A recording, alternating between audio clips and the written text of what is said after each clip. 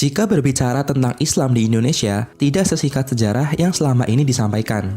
Di dalamnya banyak sekali peristiwa dan tokoh yang terlibat.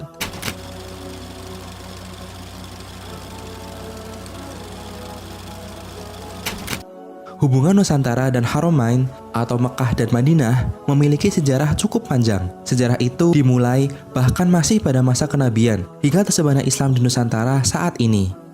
Awal mula Islam disebarluaskan adalah pada tahun 615 Masehi, di mana pada saat itu Nabi Muhammad SAW mendapatkan wahyu dari Allah agar melakukan dakwah secara terang-terangan. Melihat respon umat pada saat itu, Nabi mengutus para sahabat untuk melakukan ekspedisi keluar dari Haramain dengan tujuan melakukan dakwah menyebarkan agama Islam. Sahabat yang diutus adalah Ja'far bin Abdul Muthalib. Beliau berhijrah ke Habasyah atau sekarang dikenal dengan Ethiopia. Setelah berhasil menyebarkan agama Islam di Ethiopia, Ja'far kembali melanjutkan ekspedisi hingga wilayah Baros. Kota Baros ini berada 414 km dari kota Medan, hingga menyebar ke beberapa wilayah di Nusantara. Hijrahnya sahabat Nabi yang singgah di kota Baros ini dibuktikan dengan ditemukannya makam seorang muslim bernama Syekh Makinuddin pada awal abad ke-7 Masehi.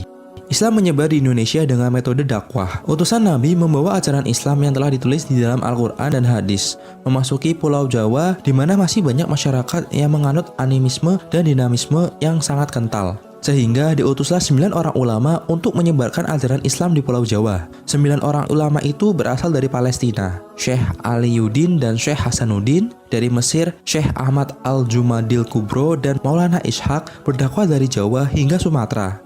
Beliau merupakan seorang ulama besar Mesir. Pada abad 14 Masehi hingga awal 15 Masehi ketika berdakwah di Pulau Jawa, tepatnya di tanah Sunda saat itu, tengah berkuasa kerajaan Sunda yang dirajai oleh Prabu Siliwangi. Wilayah kekuasaan Prabu Siliwangi hingga Karanganyar. Ketika Prabu Siliwangi melakukan ekspedisi, tidak sengaja ia mendengar seorang wanita muslim bernama Nyai Subang Larang sedang mengaji. Lalu dinikahinya Nyai Subang Larang oleh Prabu Siliwangi hingga memiliki 3 anak, yaitu Walang Sungsang, Rara Santang, dan Raja Sangara. Kedua anak Prabu dan Subang Larang ini pergi ke Mekah untuk menunaikan ibadah haji. Di Mekah, Rara Santang bertemu dengan Syarif Abdullah, anak dari Syekh Ahmad Al-Jumadil Kubro, dan kemudian menikah dan tinggal di Mekah selama 20 tahun. Rara Santang dan suaminya memiliki anak bernama Syarif Hidayatullah, yang kemudian ia hijrah ke Nusantara. Saat menghadap kakeknya yaitu Prabu Siliwangi, kemudian ia diberikan wewenang di Gunung Jati. Beliau hingga saat ini dikenal sebagai Sunan Gunung Jati.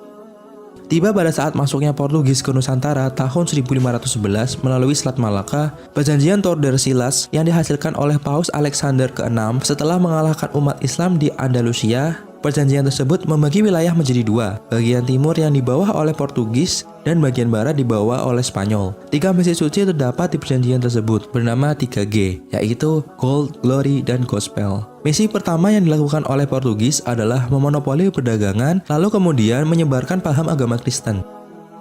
Portugis kemudian menyerang wilayah Sunda Kelapa. Sunan Gunung Jati kemudian mengutus Fathahillah menantunya untuk membebaskan Sunda Kelapa dari genggaman Portugis. Fathahillah berhasil mengalahkan Portugis pada tanggal 22 Juni tahun 1527. Pada saat itu, untuk dijadikan sejarah, Sunda Kelapa berganti nama menjadi Jayakarta atau sekarang adalah Jakarta.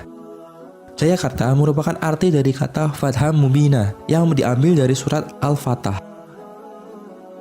Kemerdekaan Indonesia tidak luput dari peran ulama yang besar dalam mewujudkan kemerdekaan Indonesia. Tanpa bersatunya umat muslim di Indonesia, mungkin negara ini masih berjuang untuk memerdekakan dirinya. Islam dan kekuatannya membuktikan adanya kuasa Allah dalam setiap hal yang terjadi di dunia.